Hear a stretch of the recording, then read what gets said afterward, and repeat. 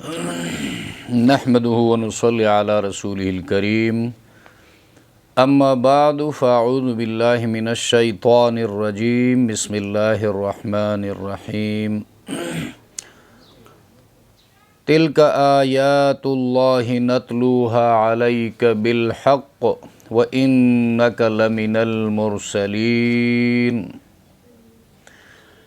تلك الرسل فضلنا بعضهم على بعض منهم من كلم الله ورفع بعضهم درجات وآتينا عيسى ابن مريم البينات وأيدناه بروح القدس ولو شاء الله ما اقتتل الذين من بعدهم من بعد ما جاءتهم البينات ولكن اختلفوا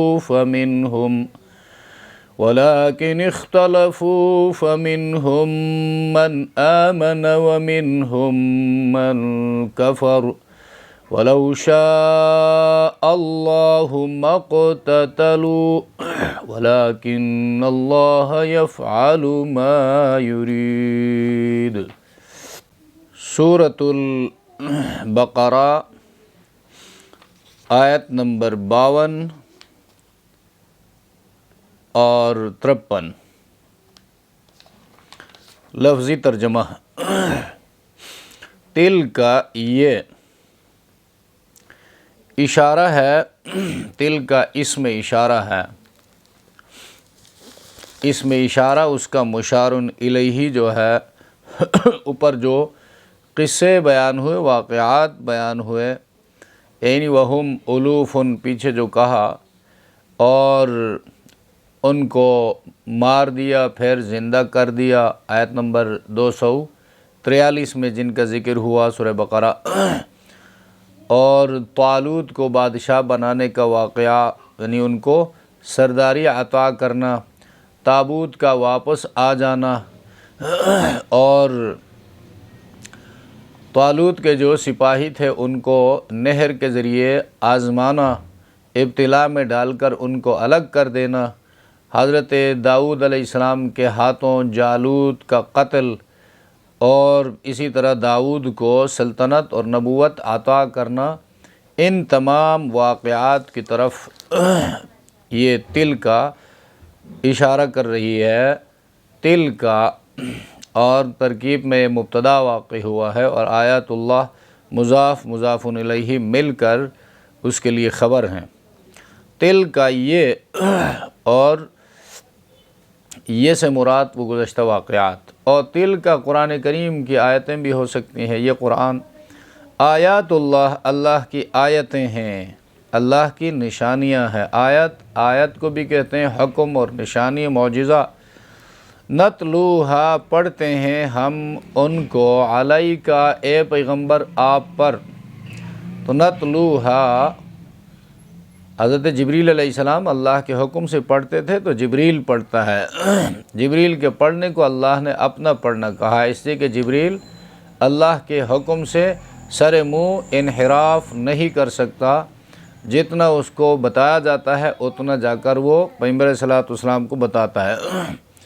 بالحق، ٹھیک ٹھیک، بالحق کا معنی ہے حق کے ساتھ، صحیح صحیح، یعنی اس طریقے پر جو واقعہ کے یقینی مطابق ہو، اور جس پر اہل کتاب کو بھی شک و شبہ کی گنجائش نہ ہو، کیونکہ ان کی کتابوں میں یہ باتیں مندرج تھی، موجود تھی۔ وَإِنَّكَ، اور بے شک آپ اے پیغمبر، کاف خطاب نبی کریم صلی اللہ علیہ وسلم سے ہے، لَمِنَ الْمُرْسَلِينَ، یقیناً بھیجے ہوئے میں سے ہیں، مرسلین، یقیناً بھیجے ہوئے، مرسلین جو ہے اس میں مفعول کا صیغہ ہے، جب مذکر، المرسل اس کا واحد آئے گا، بھیجا ہوا وہ پیغمبر۔ اور یہ نتلوہا علیک بالحق جو کہتا ہے، یہ اس بات کی دلیل ہے کہ بے شک آپ مرسلین میں سے ہیں، بھیجے ہوئے میں سے ہیں۔ اور وجہ یہ ہے کہ یہ جو جتنی باتیں پیچھے ذکر ہوئی سورہ بقرہ کے اندر، وہ واقعات اور قصے عجیب عجیب اور جدید اور قدیم، آپ اے پیغمبر نہ کہیں سے علم حاصل کیا ہے، نہ کہیں سے پڑھا ہے، اور نہ اہل کتاب سے ملنے کا موقع ملا ہے کہ ان سے سنا ہو، بلکہ وحی من اللہ، اللہ کی طرف سے آپ کو بتایا گیا ہے، اور آپ ٹھیک ٹھیک خبر امت کو دیتے ہیں، پہنچاتے ہیں۔ تو جو ایسا ہوتا ہے، ایک امت کی طرف مبعوث ہوتا ہے، اس کی طرف وحی آتی ہے، اور وہ نبوت کا دعویٰ کر کے لوگوں کو اللہ کی طرف بلاتا ہے، وہی تو اللہ کا پیغمبر ہے۔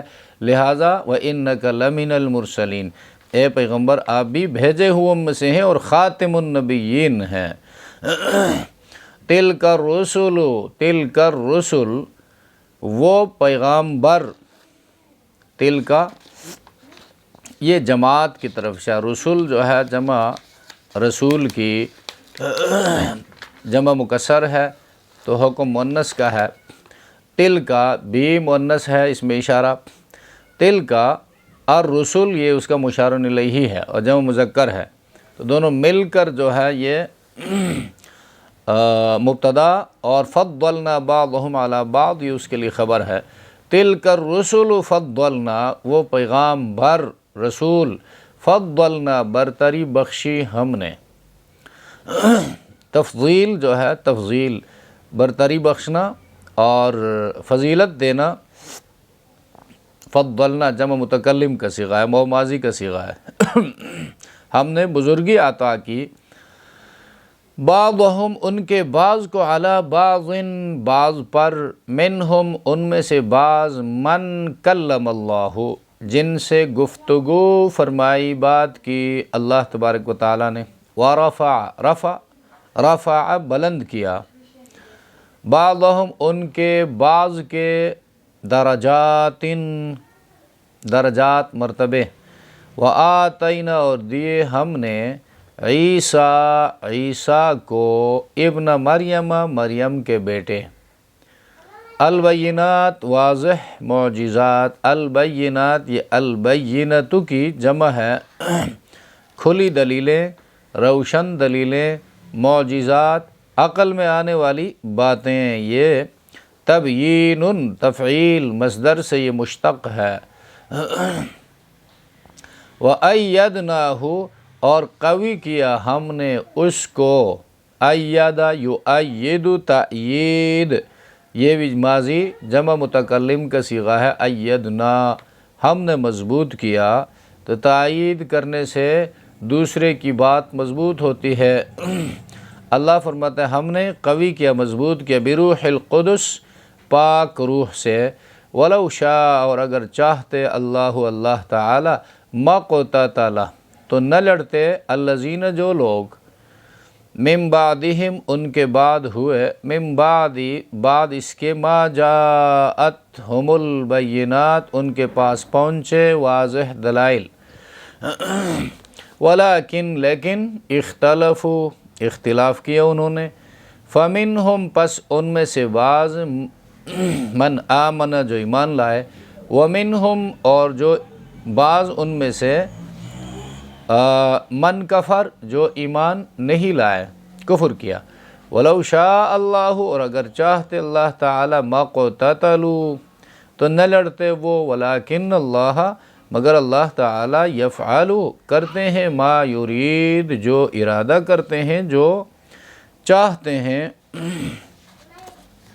تو یہ ان آیات میں اللہ تبارک و تعالی نے نبی کریم صلی اللہ علیہ وسلم کی نبوت و رسالت کی ایک دلیل کے طور پر ارشاد فرمایا، تِلْكَ آیات اللہ نتلوها علیک بالحق، یہ جو پچھلے درس میں، پچھلی آیتوں میں جو کچھ بیان ہوا اے پیغمبر، یہ اللہ کی آیتوں میں سے ہیں جو ہم تلاوت کرتے ہیں تجھ پر، بالحق ٹھیک ٹھیک، وَإِنَّكَ لَمِنَ الْمُرْسَلِينَ اور یہ دلیل ہے کہ اب آپ رسولوں میں سے ہیں، رسالت کی دلیل ہے۔ تِلْكَ الرُّسُلُ فَضَّلْنَا بَعْضَهُمْ عَلَى بَعْضٍ مِّنْهُمْ مَنْ كَلَّمَ اللَّهُ، اس آیت کو یہاں پر سمجھنے کی ضرورت ہے۔ رسولوں کے مراتب اور درجات مختلف ہیں اور اس کے اسباب بھی مختلف ہیں۔ رسولوں کے درجات جب مختلف ہیں تو ان کے اتباع، ان امتیں اور پیروکار جو ہیں ان کے درجات بھی مختلف ہیں۔ امتوں کے لیے جب درجات کا اختلاف ثابت ہے تو رسولوں کے لیے بھی ثابت ہے، اور ان میں محمد الرسول اللہ صلی اللہ علیہ وسلم کے درجات سب سے بلند ہیں۔ سبھی انبیاء و رسول یہاں پر متعلق عقیدہ سے یہ بات ہے کہ تمام انبیاء و رسول پر ایمان رکھنا لازم ہے، اور کسی ایک پیغمبر کی توہین، گستاخی، بے ادبی کفر ہے۔ یہاں تک تو سب کے ساتھ عقیدے کا معاملہ ہے، سب کا احترام جو ہے ایک مسلمان پر واجب ہے، سب پر ایمان ضروری ہے۔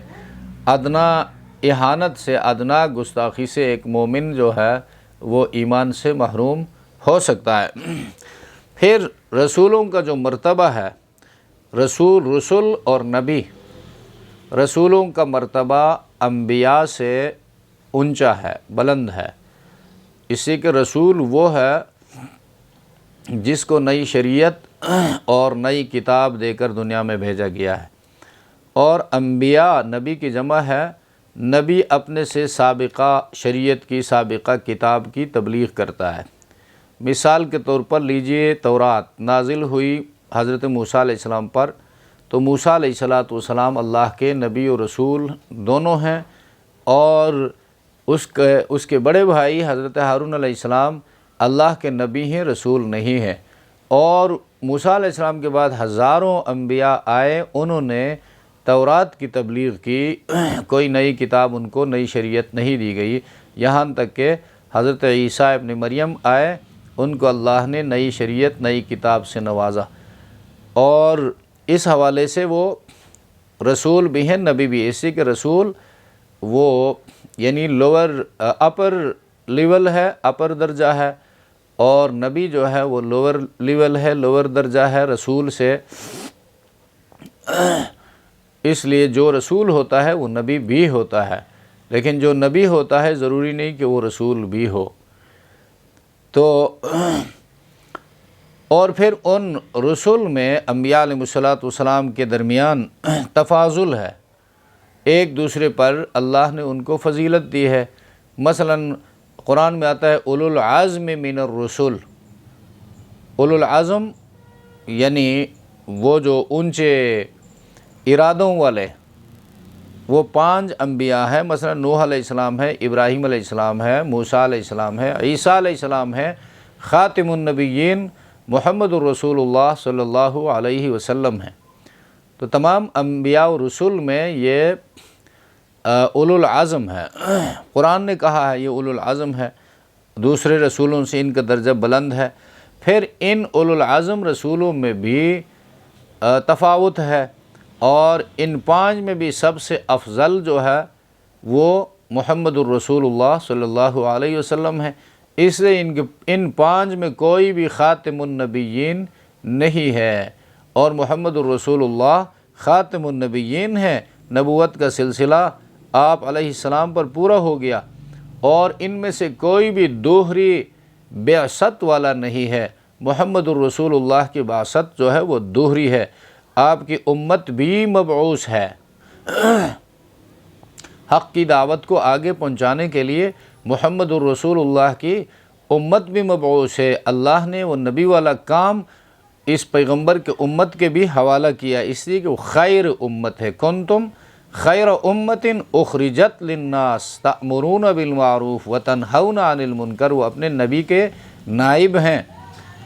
اور رسول اللہ صلی اللہ علیہ وسلم نے صحابہ سے فرمایا انتم بعثتم میسرین، تم آسانی پیدا کرنے والے بنا کر بھیجے گئے ہو، بعثتم تم بھیجے گئے ہو۔ اور اپنے بارے میں فرمایا بعثت معلما، میں بھی استاذ بنا کر بھیجا گیا ہوں۔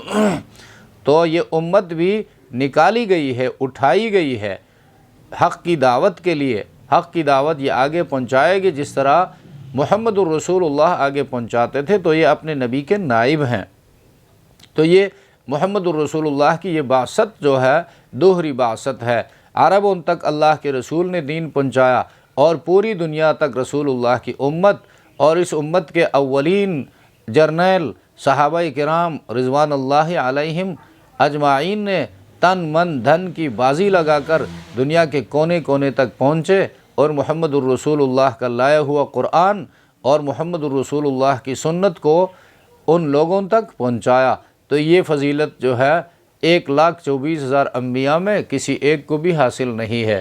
تو یہ فضیلت محمد الرسول اللہ کی درجات کو 4 چاند لگاتا ہے۔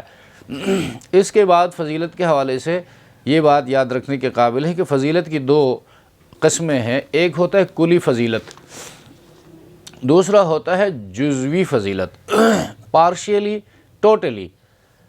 اب کلی فضیلت جو ہے مثال کے طور پر چونکہ میرے زیادہ مخاطب اسٹوڈنٹس ہیں، یونیورسٹی کے تعلیم یافتہ طبقہ ہیں، تو میں مثالیں بھی اس طرف سے زیادہ عرض کرتا ہوں۔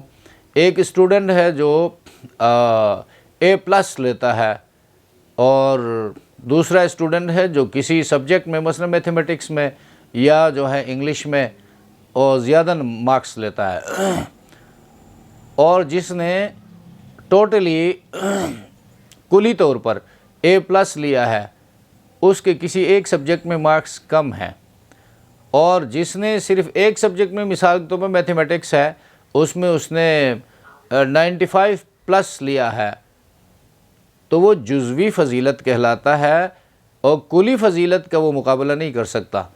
کلی فضیلت جس اسٹوڈنٹ کو حاصل ہے وہ ہے جس نے تمام سبجیکٹس میں زیادہ مارکس لیے ہیں، اور کسی ایک سبجیکٹ میں اگر صرف پاس ہوا ہے اور مارکس کم آئے ہیں تو اس سے وہ کلی فضیلت متاثر نہیں ہوتی۔ اسی طرح انبیاء علیہ السلام کے اندر بعض باتیں جو ہیں وہ جزوی فضیلت کے طور پر موجود ہیں، لیکن اس سے کلی فضیلت کے اوپر کوئی فرق نہیں پڑتا۔ جس طرح حضرت موسیٰ علیہ السلام اور حضرت عیسیٰ علیہ السلام کو جو جزوی فضیلتیں حاصل ہیں اور نبی کریم محمد الرسول اللہ صلی اللہ علیہ وسلم کو کلی فضیلتیں حاصل ہیں۔ موسیٰ علیہ السلام کلیم اللہ ہیں اور اللہ نے ان سے زمین پر فرشتے کے توسط کے بغیر کلام فرمایا، کلم اللہ موسیٰ تکلیمہ جو فرمایا، اور حضرت عیسیٰ علیہ السلام کو کئی جزوی فضیلتیں حاصل ہیں، ان کو کئی معجزات دیے گئے، مثلا مادرزاد اندھے کو بینا کرنا اس پر دم ڈال کر، اور جو جذام یا کوڑ کا مریض ہو اس کے اوپر ہاتھ پھیر کر اس کو ٹھیک کرنا، مردوں کو زندہ کرنا، اور مٹی کی چڑیا بنا کر اس میں پھونک مارتے تو وہ اڑ جاتا، اور حضرت جبریل علیہ السلام یا کوئی اور فرشتہ ہر وقت ان کی اردلی میں رہتا تھا سیکیورٹی گارڈ کے طور پر ان کے ساتھ۔ یہ سب جزوی فضیلتیں ہیں، اور محمد الرسول اللہ صلی اللہ علیہ وسلم کے درجات کو اللہ نے سب سے بلند کیے، یہ کلی فضیلت ہے۔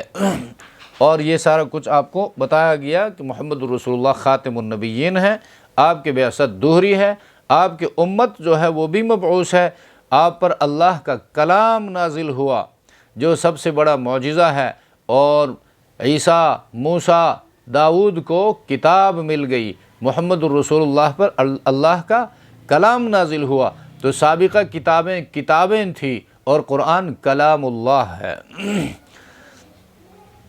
اچھا، تو یہ سوال جو ہے وضاحت ضروری ہے انبیاء علیہ السلام کے درمیان اس تفاضل کو سمجھنے کے لیے، اور فضیلت ایسی بیان نہ کی جائے کہ جس سے کسی پیغمبر کی شان میں گستاخی یا بے ادبی لازم ہے، اس سے اللہ کے رسول نے روکا ہے۔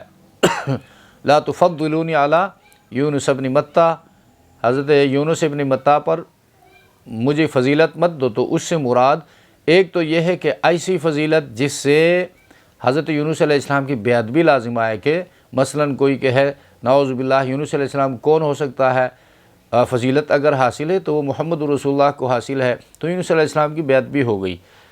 تو ایسی فضیلت کی قرآن کریم اور احادیث نبویہ میں اجازت نہیں ہے۔ یا نبی کریم صلی اللہ علیہ وسلم نے یہ فرمایا مجھے موسیٰ علیہ السلام پر ترجیح مت دو، تو یہ بھی صحیح بخاری میں موجود ہے۔ تو اس ممانعت کی وجہ یہی ہے، ایک تو یہی کہ بے ادبی لازم نہ آئے تاکہ امتیوں کا ایمان جو ہے وہ خطرے میں نہ پڑے۔ دوسری بات یہ ہے کہ اپنی طرف سے کوئی فضیلت بنا کر جو ہے اس طرح پیش مت کرو۔ جو فضیلت قرآن و سنت میں دی گئی ہے، ذکر ہوا ہے، اس فضیلت کو بیان کرو، وہ تو عین دین ہے، تو اس فضیلت کی ممانعت نہیں ہے۔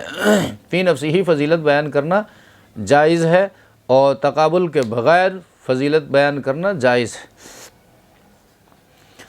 اچھا، تِلْکَ الرُّسُلُ فَضَّلْنَا بَعْضَهُمْ عَلَى بَعْضٍ، ہم نے ان پیغمبروں کو بعض کو بعض پر برتری بخشی۔ یہ قاعدہ کلیہ ہے، قاعدہ کلیہ بیان کیا کہ انبیاء و رسول میں تفاضل ہے، رسول انبیاء سے افضل ہیں، پھر رسول کے درمیان اولو العزم رسول تمام رسول سے افضل ہیں، پھر اولو العزم رسولوں میں محمد الرسول اللہ سب سے افضل ہے۔ اور اسی طرح امت میں بھی ہے، آخری نبی جب تمام رسولوں سے افضل ہے تو ان کی امت بھی تمام رسولوں کی امتوں سے افضل امت ہے، اس لیے کہ جو کام ان کے حوالے ہے وہ کام ان کے حوالے نہیں تھا۔ تو کام اور کردار کی وجہ سے فضیلت ہوتا ہے، ثابت ہوتی ہے۔ اور منہم من کلم اللہ ورفع بعضهم درجات، ان میں سے بعض سے اللہ تبارک و تعالیٰ نے گفتگو کی، کلام فرمایا۔ یہ موسیٰ علیہ السلام کی وہ جزوی فضیلت ہے۔ موسیٰ علیہ السلام کے ساتھ اللہ نے زمین پر فرشتے کے توسط کے بغیر کلام فرمایا ہے، یہ فضیلت ہے۔ اور ورفع بعضهم درجات، اور ان میں سے بعض کے درجات، مرتبے، مراتب جو ہیں وہ بلند کیے۔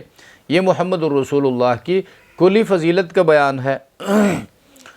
وَآتَيْنَا عِيسَى ابْنَ مَرْيَمَ الْبَيِّنَاتِ وَأَيَّدْنَاهُ بِرُوحِ الْقُدُسِ، آتَيْنَا ہم نے عطا کی، دی ہم نے مریم کے بیٹے عیسیٰ کو، یعنی وہ مریم کے بیٹے تھے، اللہ کا بیٹا نہیں، یہ رد کر دیا عیسائیوں پر۔ عیسائی کہتے ہیں عیسیٰ علیہ السلام اللہ کا بیٹا ہے، مریم کا نہیں ہے۔ البینات، یہ البینتو کی جمع ہے معجزات۔ معجزات یعنی ابھی جو بتایا، مادرزاد اندھوں کو بینا کرنا یہ اللہ کے حکم سے ہوتا تھا، اس طرح مردوں کو زندہ کرنا اللہ کے حکم سے، اور وَأَيَّدْنَاهُ بِرُوحِ الْقُدُسِ، اور ہم نے ان کو پاک روح کے ذریعے قوی کیا، تائید کی اس کی پاک روح کے ذریعے۔ تو پاک روح یا روح القدس سے مراد جبریل علیہ السلام بھی ہیں، اور ایدناہ بروح القدس سے مراد انجیل بھی ہے، اس لیے کہ روح جو ہے دوسری جگہ قرآن کے لیے بھی روح، وآتینا وانزلنا الیک روحا من امرنا، اللہ نبی پاک صلی اللہ علیہ وسلم سے فرماتا ہے ہم نے اپنے حکم سے تیری طرف روح نازل کیا ہے۔ تو آسمانی کتاب کے لیے روح لفظ استعمال ہوا ہے، تو بروح القدس پاک روح سے مراد انجیل بھی ہو سکتا ہے، اس لیے کہ علم جو ہے وحی کا علم یہ روح کی غذا ہے، یہ بھی مراد ہے، اور کوئی دوسرا فرشتہ بھی مراد ہو سکتا ہے۔ اور کبھی کبھی جو فرشتے اترتے ہیں انسانوں کو تعلیم دیتے ہیں وہ بھی مراد ہو سکتے ہیں۔ اور حضرت حسان نبی کریم صلی اللہ علیہ وسلم کے شاعر گزرے ہیں، حسان بن ثابت رضی اللہ تعالیٰ عنہ، شاعر رسول، ان کے لیے اللہ نبی کریم صلی اللہ علیہ وسلم نے دعا فرمائی الہی پاکیزہ روح کے ذریعے حسان کی مدد فرما، ان کو تقویت پہنچا۔ صحیح بخاری میں روایت موجود ہے۔ تو ایدناہ بروح القدس وَلَوْ شَاءَ اللَّهُ مَا اقْتَتَلَ الَّذِينَ مِن بَعْدِ مَا جَاءَتْهُمُ الْبَيِّنَاتُ، اور اگر اللہ کو منظور ہوتا، اللہ چاہتا تو وہ لوگ نہ لڑتے، ما قتل، اقتتال قتل کرنا، ایک دوسرے کو لڑنا، الذین من بعدہم، وہ جو ان رسولوں کے بعد ہوئے، یعنی بینات بھی پہنچ گئی، حق واضح ہو گیا، تو چاہیے یہ تھا کہ سارے مسلمان ہو جاتے۔ جب سارے ایمان والے ہوتے تو لڑنے کی کوئی وجہ باقی نہ رہتی، کوئی سبب باقی نہ رہتا۔ وَلَٰكِنِ اخْتَلَفُوا، لیکن اس کے باوجود بھی انہوں نے اختلاف کیا، کسی نے مانا کسی نے نہیں مانا، اور جنہوں نے مانا تو انہوں نے اس حق کو، اس ہدایت کو آگے پہنچانے کے لیے کوشش کی، قدم اٹھائے، اور جنہوں نے نہیں مانا انہوں نے ضد کا ثبوت دیا، سرکشی کا ثبوت دیا، اور حق پرستوں کے مقابلے میں آئے گئے۔ فَمِنْهُمْ مَنْ آمَنَ، ان میں سے بعض مسلمان ہو گئے۔ دعوت ہدایت تو سب کے لیے تھی، لیکن اس کو ماننے والے دو قسم کے ہو گئے، منکرین اور کفار۔ تو اب ان منکرین اور کفار کے درمیان جب عقیدے کا اختلاف ہو گیا تو لڑائی جھگڑا، وہ تو فطری بات ہے پھر، اور بعض ان میں سے کافر ہو گئے۔ وَلَوْ شَاءَ اللَّهُ مَا اقْتَتَلُوا، اور اگر اللہ چاہتا تو یہ لوگ ایک دوسرے کو قتل نہ کرتے، قتال نہ کرتے۔ شاء اللہ ما اقتتلوا کا مطلب یہ ہے کہ اللہ چاہتا تو یہ ایک دوسرے کو قتل نہ کرتے، یا تو ان سب کو ہدایت دے دیتا، جس طرح فرشتوں کو ہدایت دی، فرشتوں میں کوئی کافر نہیں ہے تو وہ لڑتے بھی نہیں ہیں، سب کو ہدایت پر پیدا کرتا، یا وہ سارے کافر ہوتے، اللہ یہ بھی کر سکتے سارے کافر ہوتے تو لڑنے کی کوئی بات نہیں، تو اللہ نے ایسا نہیں کیا۔ وَلَوْ شَاءَ اللَّهُ مَا اقْتَتَلُوا، لیکن اللہ نے امتحان کے لیے اختیار دیا بندوں کو، عقل عطا فرمائی اور ہدایت نازل فرمائی کتاب کی شکل میں، اور پیغمبر کی صورت میں بھیجا رہنمائی کے لیے، اور ہر زمانے میں علماء حق کو پیدا فرمایا کہ وہ لوگوں کو صحیح راستے کی طرف بلائے، رہنمائی کرے، گائیڈ کرے۔ تو یہ آگے وجہ کیا ہے؟ جنت اور جہنم پیدا فرمایا ہے۔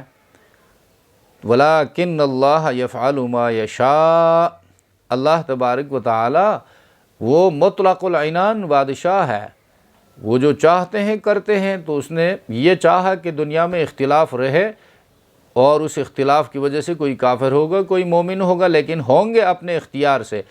اس اختیار سے جو ایمان والا بنے گا اور ایمان کو پھیلانے کے لیے کوشش کرے گا، اس کے لیے میری طرف سے ایوارڈ ہوگا جنت کی شکل میں، اور جو اپنے اختیار اور ارادے سے غلط راستوں کو، گمراہی کے راستوں کو اختیار کرے گا، اور اس کے لیے میری طرف سے سزا ہوگی جہنم کی شکل میں۔ تو یہاں پر گزشتہ آیتوں کے ساتھ یہ مناسبت ہے کہ گزشتہ آیتوں میں آپ نے کہا کہ کلی فضیلت محمد الرسول اللہ کو حاصل ہے، تو سوال یہ ہوتا ہے کہ یہ لوگ پھر اس فضیلت کو سامنے رکھ کر اس آخری پیغمبر کو مکمل طور پر مانا کیوں نہیں، اس پر ایمان کیوں نہیں لائے؟ بار بار کسی بات کو تازہ کرنا چاہتا ہے، لوٹا کر، یعنی پرانی بات کو لوٹا کر مضمون کو تازہ کرتا ہے، تو تمہید لوٹانا اس کو کہتے ہیں۔ تو یہاں پر بھی وہی بات کہی گئی ہے کہ یہ اللہ کی مشیت ہے، اس میں تیری فضیلت کے اوپر کوئی انگلی نہیں اٹھا سکتا۔ تو یہ گزشتہ رسولوں کے ساتھ بھی ہوا ہے، ان کے ماننے والوں نے کوئی جو ہے ایمان لے آیا اور کوئی مخالف رہا، بلکہ اکثر مخالف رہے، اور جب مخالفت ہوئی تو آویزش ہوتی رہی۔ اس آویزش کے نتیجے میں، جنگ اور قتال کے نتیجے میں اللہ نے حق پرستوں کو کامیابی عطا فرمائی۔ تو دنیا امتحان کی جگہ ہے، یہ ہوتا رہے گا، اس میں پریشان ہونے کی ضرورت نہیں ہے۔ ایک قسم کی تسلی ہے محمد الرسول اللہ صلی اللہ علیہ وسلم کو۔ یا ایھا الذین آمنوا انفقوا، تو یہاں پر اب یہ گزشتہ آیت جو ہے وَلَوْ شَاءَ اللَّهُ مَا اقْتَتَلَ الَّذِينَ، اس میں جہاد کی بات ہو گئی۔ اب جہاد جو ہے بغیر تیاری کے، بغیر محنت کے، بغیر مال کے ہو نہیں سکتا، اور جہاد ضروری اس لیے ہے کہ حق کو آگے پھیلانا ہے، اللہ کے بندوں تک پہنچانا ہے۔ حق کے یہ حقوق ہیں کہ حق کو مانا جائے اور حق کو سمجھا جائے، حق کو دوسروں تک پہنچایا جائے۔ حق کے یہ 3 حقوق ہیں۔ تو اب یہ ساری چیزیں، دنیا تو دارالاسباب ہے، یہ ساری چیزیں بغیر اسباب کے، بغیر مال کے ہو نہیں سکتا۔ دوسروں تک دین پہنچانے کے لیے اسباب کی ضرورت ہے، تو یہاں پر انفاق کی طرف اشارہ ہے، انفاق کا حکم دیا، یا ایھا الذین آمنو، اے ایمان والو، انفقوا مما رزقناکم، خرچ کرو اس رزق میں سے جو ہم نے تمہیں عطا کی ہے۔ رزق میں سے رزق کوئی مال ہی نہیں ہے بلکہ صلاحیت ہے، اسکل ہے، ہنر ہے اور مال ہے، اولاد ہے، جو کچھ بھی اللہ نے عطا فرمایا ہے وہ رزق ہے، اس میں سے خرچ کرو پہلے اس سے کہ آ جائے، پہنچے یومن، وہ وقت، لا بیع فیہ ولا خلۃ ولا شفاعہ، اس میں نہ کوئی خرید و فروخت ہوگی اور نہ دوستی کام آئے گی اور نہ شفاعت، کوئی کسی کی سفارش کر سکے گا۔ والکافرون هم الظالمون، اور کافر جو ہیں ظالم ہیں۔ تو یہ اس کے ساتھ انفقو کے ساتھ اس کا تعلق ہے، انفقوا فی سبیل اللہ والکافرون هم الظالمون، اللہ کی راہ میں خرچ کرو، دین کو پھیلاؤ تاکہ لوگ اپنے دین سے آگاہ ہو جائے، اللہ کی راہ میں خرچ کرو، دین کے دشمنوں کا مقابلہ کرو، لوہا منواؤ اپنا، اور دین حق کی دعوت کی راہ میں رکاوٹوں کو دور کرو، اس لیے کہ والکافرون هم الظالمون، کافر ظالم ہیں۔ وہ ظالم، وہ تو ظلم جانتا ہے، اس کی استطاعت ہو، گنجائش ہو، موقع اس کو ملے تو تمہیں ستیاناش کر کے رکھ دے گا، نہ تمہاری تہذیب کو وہ چھوڑے گا اور نہ تمہارے وجود کو چھوڑے گا، نہ تمہاری کتاب کو چھوڑے گا۔ تاریخ کا مطالعہ جب ہم کرتے ہیں تو یہ نتیجہ سامنے آتا ہے، کفر کو جب بھی موقع ملا ہے دین حق کو برباد کرنے کی کوشش کی ہے، مسلمانوں کو صفحہ ہستی سے مٹانے کی کوشش کی ہے، تو قرآن کہتا ہے اس سے پہلے کہ وہ وقت آ جائے، یعنی قیامت آنے سے پہلے وہاں پر یہ مال بھی کام نہیں آئے گا۔ مال بہت سارا کمایا اور یہاں پر چھوڑ دیا اور خود بندہ دنیا سے آگے چلا گیا، تو یہ مال تو کسی کام کا نہیں ہے۔ مال کماؤ اور لگاؤ تاکہ آخرت کا بینک بیلنس جو ہے وہ مضبوط ہو جائے، اس میں جمع ہوتا رہے۔ اور دوستی خلتن، خلیل کی جمع ہے، دوستی کرو ایمان والوں کے ساتھ اللہ کے لیے، اور ان دوستوں کو، ایسے دوست جو تمہارے دین کو آگے پھیلانے میں معاون ثابت ہوں، مددگار ثابت ہوں۔ ایسے دوست تمہارے کسی کام کے نہیں ہیں، کچھ کام نہیں آئیں گے۔ جن دوستوں نے تمہیں کام سے روکا، عمل سے روکا، اور بلکہ ان کی وجہ سے عقیدہ خراب ہو گیا، تو انہی دوستوں کی وجہ سے بندہ جہنم رسید ہوگا۔ شفاعت جو ہے، شفاعت، سفارش، وہ دن، یعنی شفاعت کی نفی کر دی، شفاعت نہیں ہوگی، کوئی کسی کافر کی شفاعت نہیں کر سکے گا عقیدہ جب خراب ہو۔ عقیدہ کب خراب ہوگا؟ جب کفر دنیا میں غالب ہوگا تو تیرے عقیدے کو وہ خراب کرے گا، بندہ کنورٹ ہو جائے گا۔ جس طرح اندلس میں مسلمان باقی نہیں رہے اور جو وہاں رہ گئے، ہجرت نہیں کی، وہ کنورٹ ہو گئے کرسچینٹی میں، یہودی بن گئے، او منکر بن گئے۔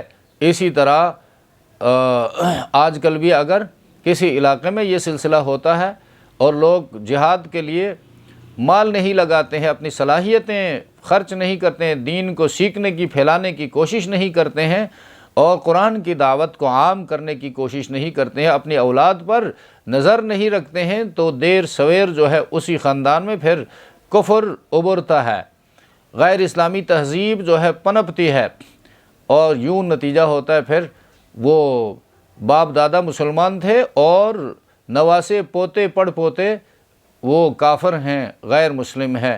اور زندہ مثال اگر کوئی دیکھنا چاہتا ہے تو رشیا کی جو ابھی نوزائیدہ ریاستیں جو ابھی جو آزاد ہوئی ہیں 150 سال کی غلامی سے، روس کی، وہ جو صرف نام کے مسلمان ہیں، صرف نام کے کہتے ہیں ہم اللہ کو مانتے ہیں، باقی ان کے بدن پر لباس بھی نہیں ہے، نکر میں پہنتے ہیں، کوئی حیا، کوئی لحاظ وغیرہ ان چیزوں کا کہیں عطا پتہ نہیں ہے۔ یہ وجہ کیوں؟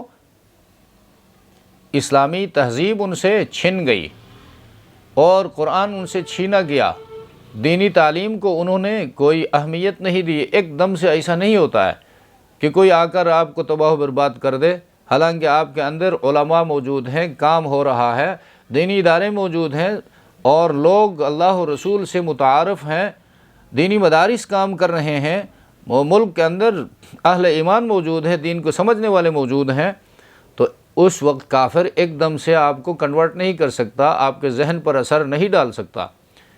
اس لیے کہ آپ مسلمان کے اندر بھی کچھ ہے، وہ اسے ٹیلی کر کے دیکھتا ہے کہ بھئی میرا عقیدہ یہ کہہ رہا ہے، میری کتاب یہ کہہ رہی ہے۔ یہ سارا کچھ ممکن ہوتا ہے اس وقت جب مسلم معاشرہ دین اور ایمان اور اسلامی تہذیب سے بیگانہ ہو جاتا ہے، تو وہ باہر سے دوسروں کی چکنی چپڑی باتیں وہ قبول کرنا شروع کرتی ہے۔ تو قرآن کریم اس لیے انفاق کا حکم دیتا ہے کہ یہ خود تمہاری ضرورت ہے، تمہارا دین اس وقت باقی رہے گا، اس وقت تک جب اس کو تم توجہ دو گے، اس کو پڑھنے کی کوشش کرو گے، اس کو دوسروں تک پہنچانے کی کوشش کرو گے۔ اس لیے بار بار انفاق کی بات قرآن اس لیے کر رہا ہے۔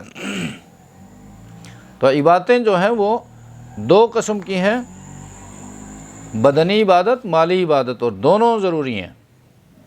مالی عبادت بھی ضروری اور بدنی عبادت بھی ضروری۔ تو یہاں پر انفقوا مما رزقناکم من قبل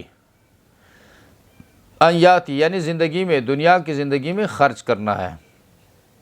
اور تین باتیں، کوئی بیع تجارت اور کوئی خلت دوستی نہیں ہوگی، کوئی شفاعت، والکافرون هم الظالمون، اور کافر ظالم ہیں، تو ظالم سے انصاف کی توقع نہیں ہو سکتی، ظالم کو جب بھی موقع ملے گا وہ ظلم ہی کرے گا۔ تو شفاعت کی بات یہاں پر ہوئی کہ کوئی شفاعت وہاں پر نہیں ہوگی، لیکن دوسری آیتوں میں قرآن کہتا ہے شفاعت حق ہے، اور حدیث میں نبی علیہ الصلوۃ والسلام نے فرمایا شفاعتی لأہل الکبائر من امتی، میری شفاعت میری امت کے کبیرہ گناہ والوں کے لیے ہے۔ تو مفسرین ان تمام آیتوں کے بارے میں یہ فرماتے ہیں شفاعت اللہ کی اجازت کے بعد ہوگی قیامت کے دن، اور اس بندے کے لیے شفاعت قبول ہوگی جس سے اللہ راضی ہو، مانا اس کا عقیدہ درست ہو، اور جو شفاعت کر رہا ہے خود اس کی نجات ہو جائے۔ یہ تین باتیں جب پائی جائیں گی تو پھر شفاعت قبول ہوگی۔ کسی کافر کے لیے کوئی پیغمبر بھی شفاعت نہیں کر سکتا، کوئی مومن، کوئی عالم دین، کوئی حافظ قرآن، کوئی شہید، کسی کافر کے لیے، منافق کے لیے نہ شفاعت کی اجازت ہوگی، نہ شفاعت قبول ہوگی، اور نہ شفاعت یہ لوگ کر سکیں گے۔ سبحان ربک رب العزت عما یصفون وسلام علی المرسلین والحمد للہ رب العالمین۔